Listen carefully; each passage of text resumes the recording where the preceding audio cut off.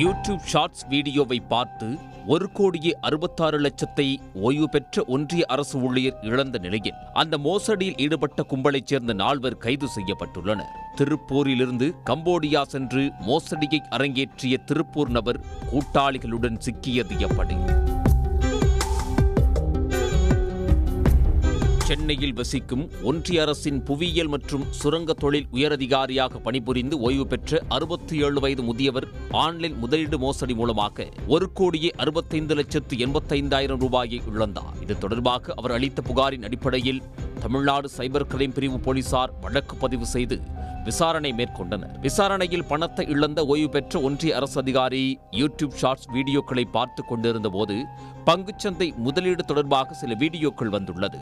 அதில் பிரபல mutual fund நிறுவனங்கள் பெயரில் முதலீட்டு ஆலோசனைகளை வழங்கும் யூடியூப் ஷார்ட்ஸ் வீடியோக்களை பார்த்துள்ளார். யூடியூப் ஷார்ட்ஸில் வழங்கப்பட்ட தொடர்பு எண் விவரங்களை பயன்படுத்தி ஓய்வு பெற்ற ஒன்றிய அரசு அதிகாரி வாட்ஸ்அப் மூலம் அவர்களை தொடர்பு கொண்டுள்ளார். பிரபல மியூச்சுவல் ஃபண்ட் நிறுவனங்களில் ஆலோசகர்களாக காட்டிக்கொண்டு பேசியவர்கள் தங்கள் ஃபண்டுகளில் முதலீடு செய்ய கணக்குகளை துவங்குமாறு கூறியுள்ளனர். அது போலி நிறுவனங்கள் என தெரியாமல் ஓய்வு பெற்ற ஒன்றிய அரசு அதிகாரி தனது பெயரிலும் தனது மனைவி பெயரிலும் டீமேட் கணக்குகளை தொடங்கி முதலீடுகளை செய்ய தொடங்கியுள்ளார். லாபகரமான வர்த்தக வாய்ப்புகளில் முதலீடு செய்வதாக கூறி கடந்த 2 மாதத்தில் 1,65,85,000 ரூபாயை பல்வேறு வங்கிக் கணக்குகள் மூலம் அனுப்பியுள்ளார். மேலும் தங்கள் நிறுவனத்தில் நண்பர்கள் உறவினர்களை முதலீடு செய்ய வைத்தால் 500% லாபம் கிடைக்கும் எனவும் அதில் கமிஷனாக 30% தருவதாக ஆசை வார்த்தை கூறியுள்ளனர். இதனால் சந்தேகமடைந்தவர் தனது முதலீட்டு பணத்தையும் லாபத் தொகையையும் எடுக்க முயன்றுள்ளார். 2 மாதத்துக்குள் முதலீட்டு பணத்தை எடுத்தால் பல்வேறு நடைமுறை கட்டணங்களை செலுத்த வேண்டும் என கூறி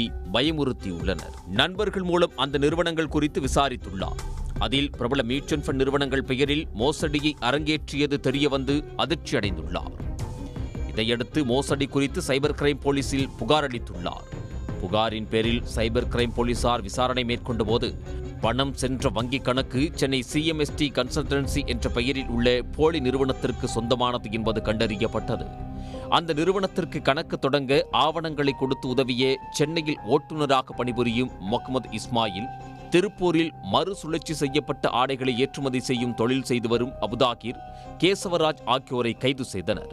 கேசவராஜின் வாக்குமூலத்தின் அடிப்படையில் திருப்பூரில் முன்பு மறுசுழற்சி செய்யப்பட்ட ஆடைகளை ஏற்றுமதி செய்யும் தொழில் செய்து வந்த கலீல் அகமது என்பவர் முக்கிய ஏஜென்ட்டாக இருந்ததும் இந்தியாவிலிருந்து கம்போடியா சென்று கம்போடியாவில் உள்ள மோசடி நிறுவனத்தில் தங்கி பணிபுரிந்து கொண்டே மோசடி பரிவர்த்தனைகளை எளிதாக்க நடப்பு கணக்குகளை சேகரித்து டெலிவரி செய்ததும் கண்டுபிடிக்கப்பட்டது. இதனை அடுத்து சைபர் கிரைம் போலீசார் அவரை இந்தியா வரவழைத்து அதிரடியாக கைது செய்தனர்.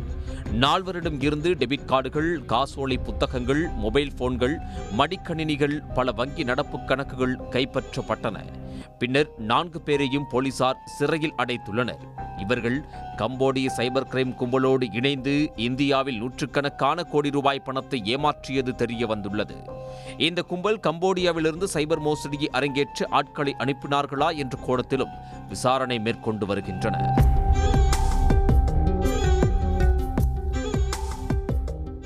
உடனுக்குடன் செய்திகளை தெரிந்து கொள்ள சன் நியூஸ் பெல் ஐகானை கிளிக் பண்ணுங்க.